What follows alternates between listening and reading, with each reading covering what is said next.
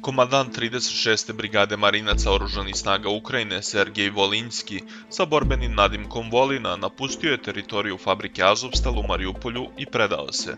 Dopisnica ruskog prvog kanala Irina Kuksenkova je ovo izvestila na svom Telegram kanalu. Izgledao je potpuno neokrznut borbom, predao je oružje, stvari su pregledane, generalno prošao je standardnu proceduru pre nego što je ukrcan u autobus.